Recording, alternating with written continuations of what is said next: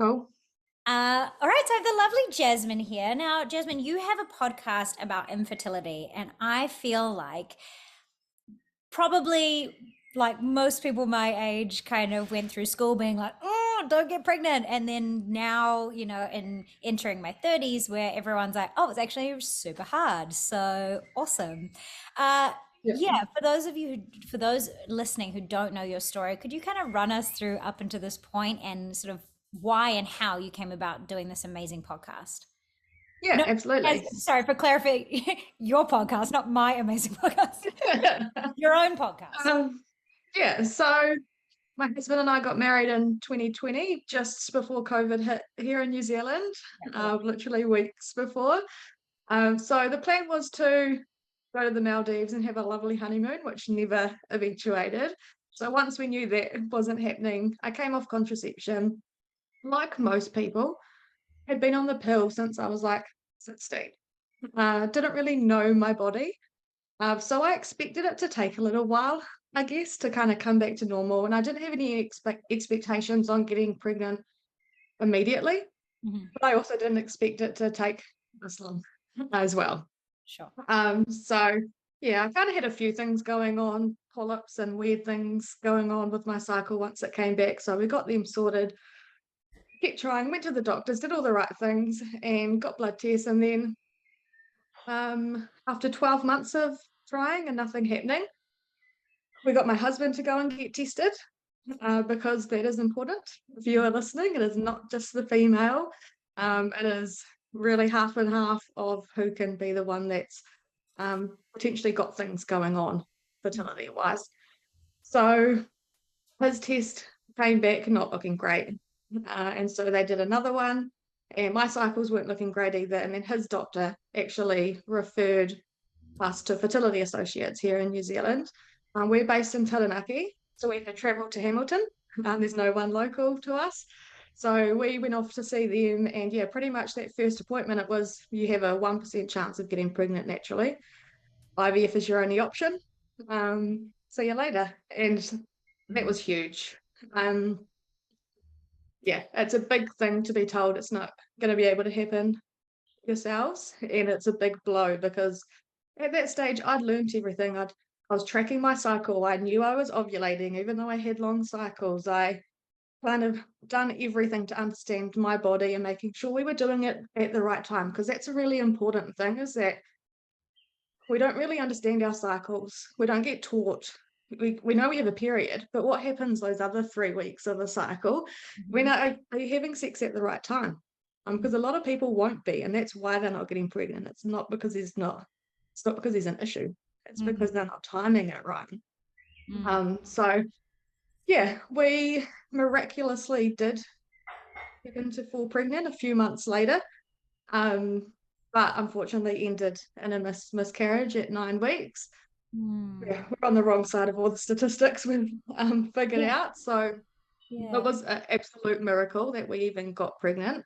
Mm. And oddly, it gave me faith in my body. I know it didn't end well, but it was like, oh, our bodies can do it. Like our Mm. bodies can figure this out. We were already booked in to start IVF that February. We ended up miscarrying, finding out we miscarried like middle of January. So we put it off a little while just to give ourselves time to heal. And I Mm. went into IVF thinking, oh, this is going to work. Our bodies did it once. Like, this is Yeah. going to work. Like, easy. No, not so easy. So we did our first round of IVF. One embryo didn't work.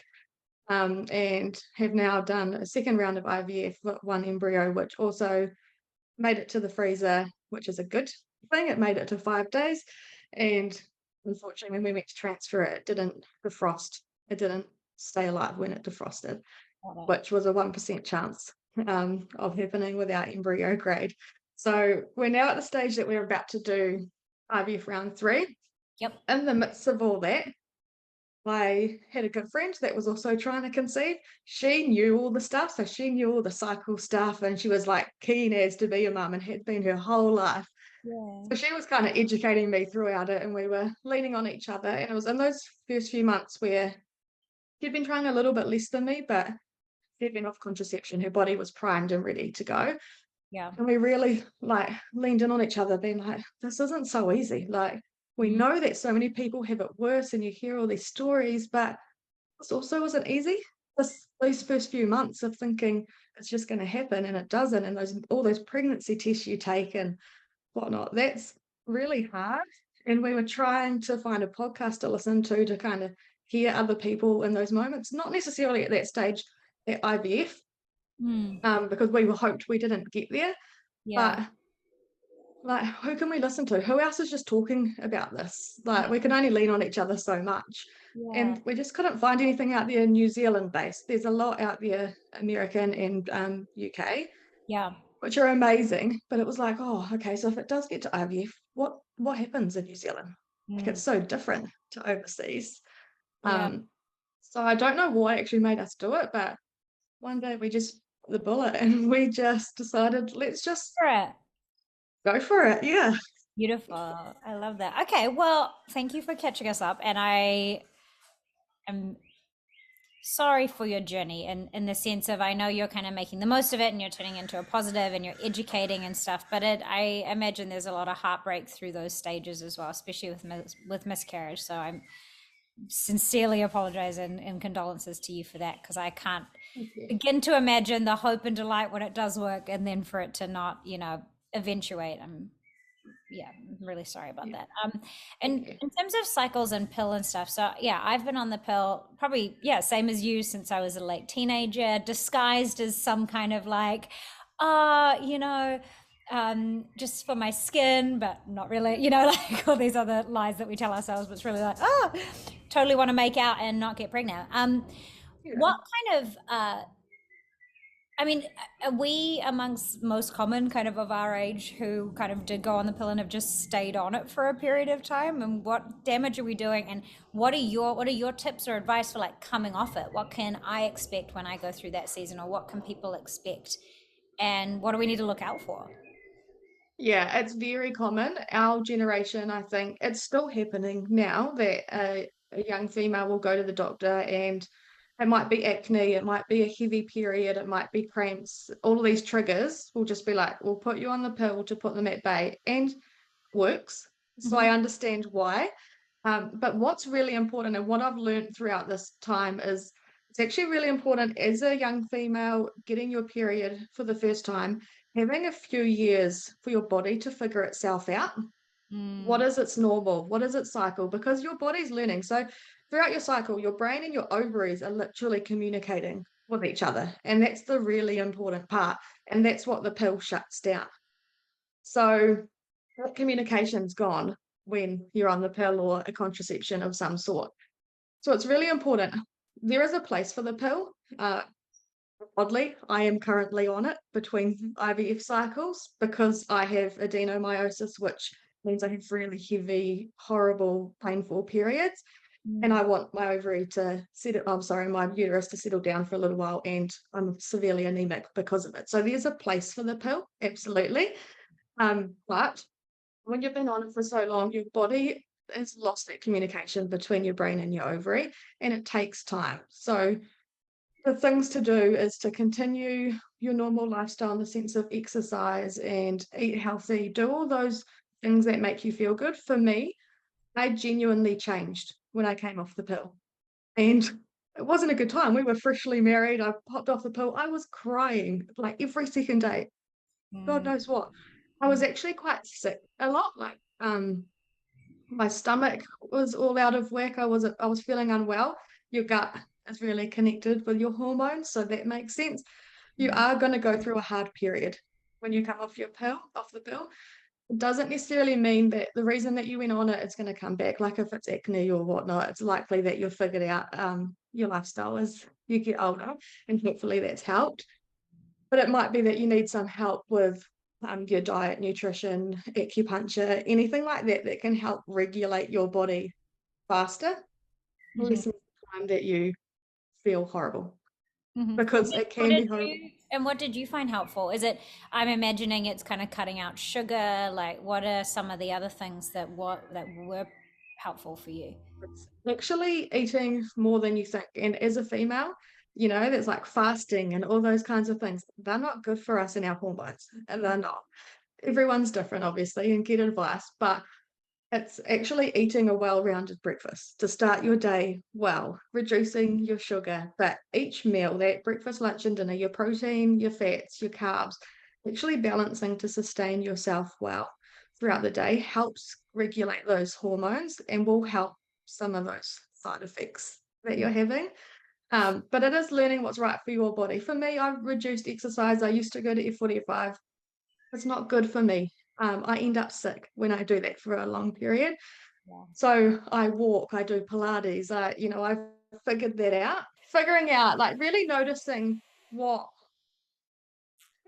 how you feel after you eat certain things or after you do certain activities. Like, Mm. yeah, actually tuning into your body is a really important part, and it's not something that we've done or been taught how to do. It's like, yeah, especially with our cycles and that, it's, yeah, do a bit of research, whatever helps you understand it, because I think that can help the mind Mm. as well. And did you get any blood work done? I've just actually had a friend going through this where they, in America here, got blood work to like test their hormone levels. Is that something that we can do through the GP and stuff in New Zealand? And what are we looking for?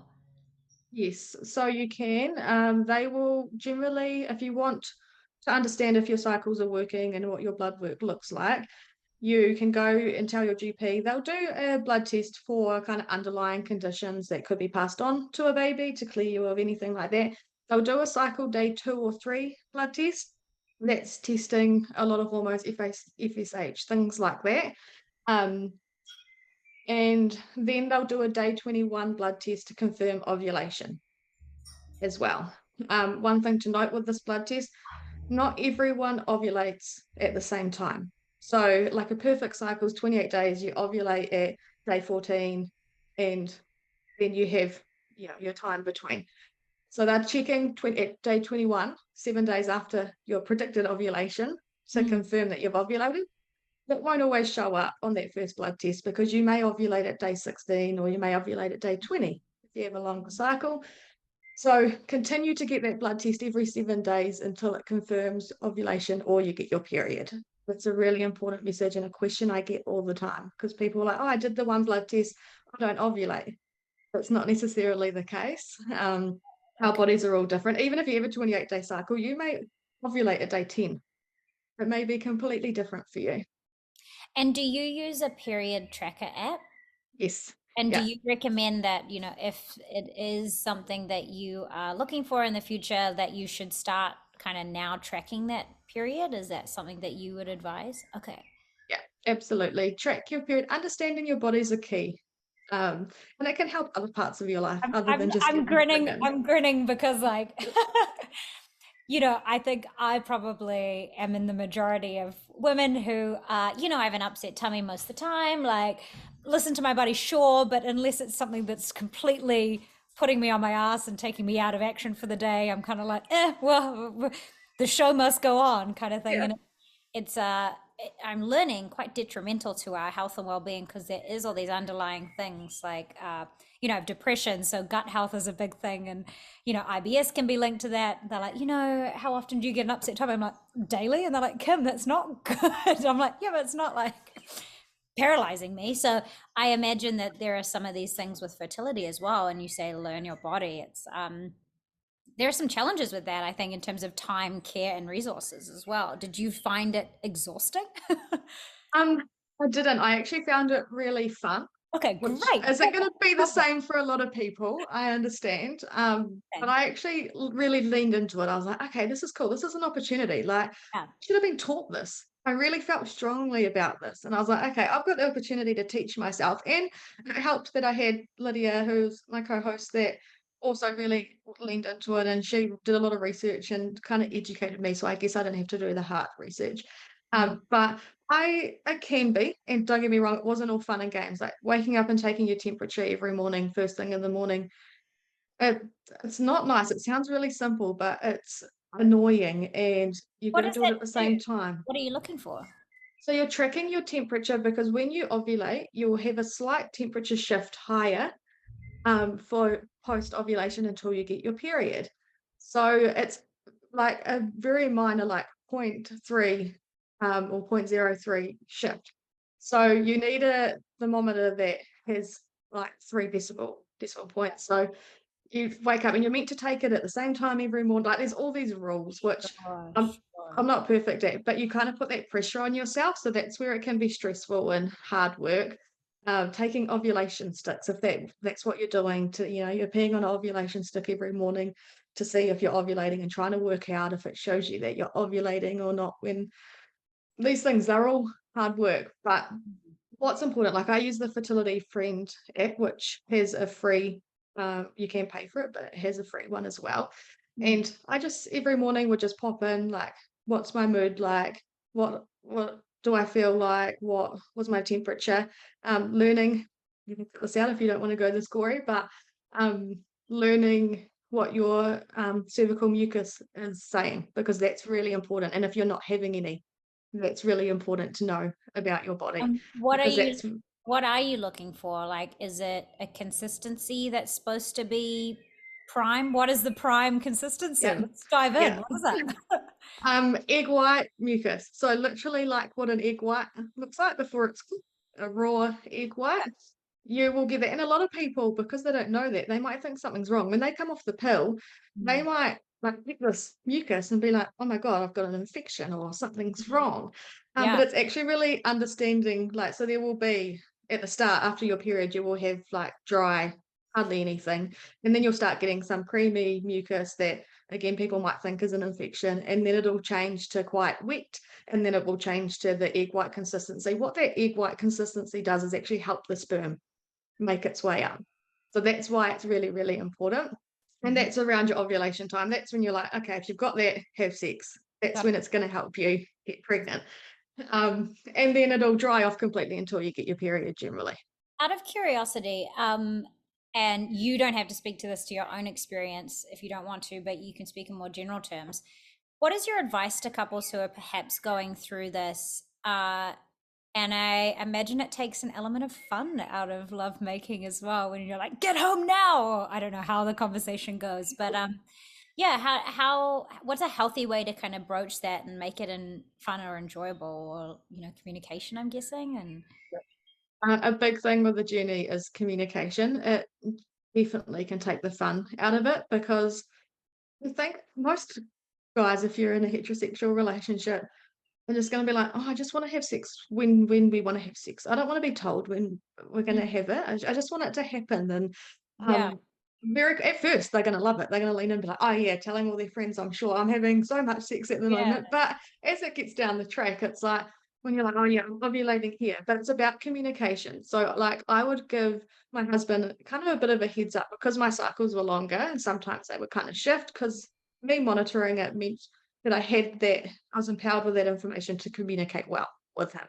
cool. So I'd be like, okay, yeah, it looks like I'm ovulating. This is where I'm at. And so it'll be like, all right, we just kind of learned every 2 days, having sex twice a day isn't going to help you get pregnant. Okay. Having sex once or every 2 days to let the sperm rejuvenate is really important. Okay. So yeah, just communicate. So, I've been listening to a lot of podcasts, obviously, and Mm. people have a bit of fun with it. Like they might dress up in the bedroom, they might Sure. like, I don't know, try and surprise the partner a little bit. It's Hmm. whatever is good for you, but communication is the key. And being honest, if either one of you is like, I actually don't want to do it tonight, because sex is an emotional thing Yeah. in a relationship as well. And you're not always at ovulation time going to be in the best place in your relationship. Yeah. Um, a question around alcohol. Mhm. Because I'm learning a little bit more about inflammation and how everything is the worst thing. What is your stance on sort of alcohol as an inflammatory for both men and women during this process? Yeah, all the fun stuff pretty much is no good. Yeah, coffee, I'm Um, assuming caffeine, yeah, alcohol. yeah. So Yeah. it's just about limiting, which can be really hard, because in a stressful time, that's generally what you lean to is, alcohol, or kind of going out, hanging out with friends, trying to get that fun back in your life. Mm. Um, but it isn't great, and it's really there's a few episodes on our podcast that we've had a few specialists. I've got a nutritionist coming on this season that really talks to that. So it's not good.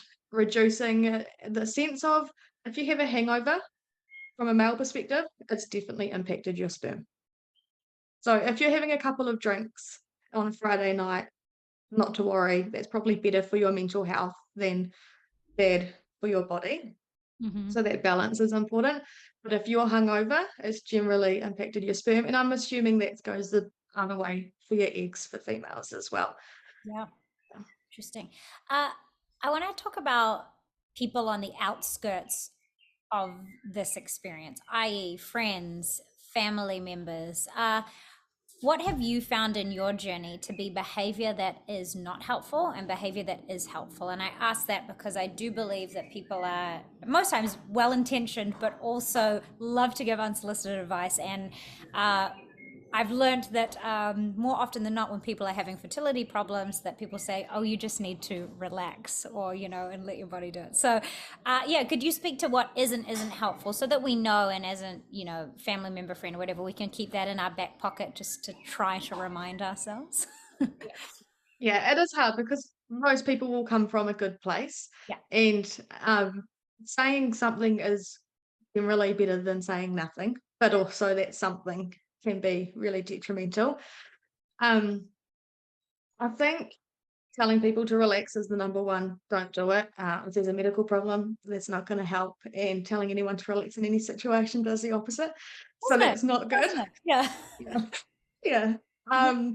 But other things like your expectations on your friends that are going through this has been the big one.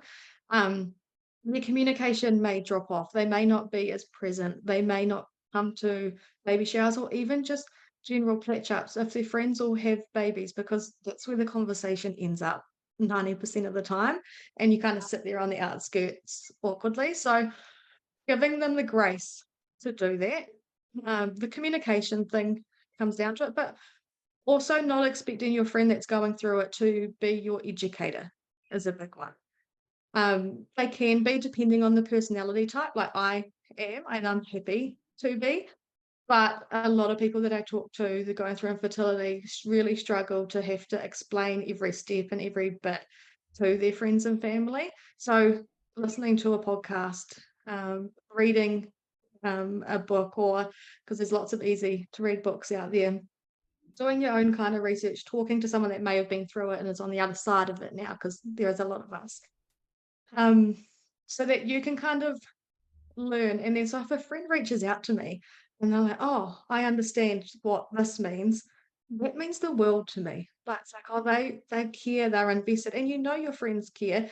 Going that extra step and actually educating yourself, so that you can have a good conversation. But most of the time, it's just giving them the space and the grace. And if you send them a text message, don't expect a reply. They may not be telling you exactly what they're going through right then, but they're going through it, Yeah. and they will tell you in their own time. But other good things that people do, like if someone has a miscarriage or a failed round of fertility treatment, if you just drop off a meal to them, it's like the same as when someone has a baby, like, what people do, drop off a meal, send them a voucher, like anything that you can do, turn up to their house, make food. And also, when you do want to communicate with them, like my friends, if they are pregnant, because it's going to happen, communicate via text rather than a phone call or in person. It gives that person grace to process it, because the further you get into it, it is really hard to not have an emotional reaction. Yeah. But you also don't want to take away from that person's good news and make it about yourself. It's a real battle. Yeah. So that text communication is key. That's really helpful. I appreciate that, because yeah, you're right. And I do believe everyone is well intentioned. It's just sometimes people's tact is not Yeah, and I think Yeah. people all kind of have know someone that's gone through something, a miscarriage, fertility troubles. So it's really, a lot of people will relate it to that and be like, "Oh yeah, I know so and so, they did this, or so and so did this," and that stuff sometimes may be helpful, but more often not, they're not that person that's going through it, tried everything, or they've researched everything and they know everything. Mm. They just want you to be a friend. You can't fix it. They just want you to be a friend and a sounding board. Yeah, that's great. I love that. Um, what a dream. What has been the kind of highlight of doing the podcast? Because I loved listening to some of Justine's episode yesterday. But yeah, for you, what joy has this business venture kind of embarked on your that you've embarked on added to your journey? Um, the community. And I think it's just it can be such a lonely, lonely journey, even if you've got a friend. So my co-host Lydia now has a baby through her first round of IVF. So that relationship that we had in those first few months isn't the same, understandably. She's now on the other side of it. Mhm. So for me, I found that a real tricky point. But having this podcast has meant that I have all these people here that get it and they're invested in my journey. And I still find that really funny. But I watch the episode downloads, and the ones where I'm updating my story, they're the most downloaded. And it's like, wow, these people really care and are invested. And I'm giving them something positive. Like I get these messages all the time that's like, oh, that resonated with me. That's exactly how I feel. You verbalized it without me understanding how to do it myself. Like, oh, the feel good. It is hard showing up when you're emotional and stressed Yeah. and Well, there's a I lot was going gonna on. ask about that too. Like, how do you show up? Because a lot of people will be going through this probably in silence or haven't maybe included their workplace or their family at some point or their group of friends. Um, what are some of your tips for showing up and how do you compartmentalize that? Or have you found actually speaking to it as a little bit of weight off your shoulders? Yeah, I think it is. I'm a talker, so doing a podcast was no surprise to my family. They're like, oh, Two that over makes sense. sharers. Yeah, yeah, totally. I like share more on this than I do like to my mates. So I was like, I don't know, this Absolutely. Like every time my friends listen to this, like, oh, I didn't know you felt that way, or I didn't know that happened. totally, I get it. Um, yeah, you press record and you forget that it's Yeah. going out to hundreds and thousands or Yeah. thousands of people. But yeah, for me, time is a big thing. So I don't ever release something as it's happening. I will record potentially when it's happening, or I'll actually record a few weeks later after something's happened to Mm, kind of make sure I'm feeling comfortable with what I'm putting out there and I'm actually processed it. Like I'm always going to put things out that I then later go, oh, I feel differently now, but I don't want that to be too drastic. right. Um, I want to represent kind of how it feels in the moment, but also how you can feel down the track to kind of give people hope a little bit. Mm. But yeah, it is just time. And that's the same with actual fertility treatment. I always give myself a break and I have some downtime. And if like we had a big break between season 3 and season 4 because I wasn't in a good place. So it Mm. was like, okay, I recorded as I was going through my transfer cycle that didn't go well, and I captured all those raw emotions. But I also then recorded a few weeks later to kind of wrap it up. And I Yeah. felt more comfortable letting that raw side out when I had recorded kind of from a better mental state. And when you speak and speak again as much or as little to this, when you speak about kind of that raw mental state, does that show up as depression for you? Does that just show up as more seasonal depression, anxiety? Like, yeah, what are you going through in those, you know, moments that you don't want to share as they're happening? Um, I wouldn't call for me personally, I wouldn't call it depression, but the rate of depression in people with infertility is as high as people with cancer. So Mm. it is very common. Um, for me personally, it's more anxiety. I have been diagnosed with anxiety in the past from a situation. It's not something that I live with all the time. It was situational. And the situation brings that out again at times. And for me, it's really physical symptoms. I can recognize them straight away. But in those real raw moments, it's just that pure heartbreak and grief. Mm. And I don't think a lot of people realize that in themselves that it's grief. It might not, it doesn't have to be a miscarriage to be grief. It Mm. can be a negative pregnancy test that can like make you have a reaction the same to grief. It can be an embryo not making it. It can be anything along this journey that makes you feel like you've lost something. You've lost the ability to have baby with your friend that you were pregnant with at the same time. If you've miscarried, you lost the ability. Like for me now, I look at when I started trying and my friends' kids that are now having their second birthdays, and I'm like, oh, I could be there with the kid if it all worked out well. There's all these different stages of grief that you feel. But for a lot of people, I don't want to say my situation's everyone's, because a lot of people it is real depression, Mhm. and that's very normal and it's very common. Mhm. Yeah. No, I appreciate you kind of speaking to that, because I think grief is is a an easier word for us to stomach, to kind of understand it. So yeah, I do appreciate that.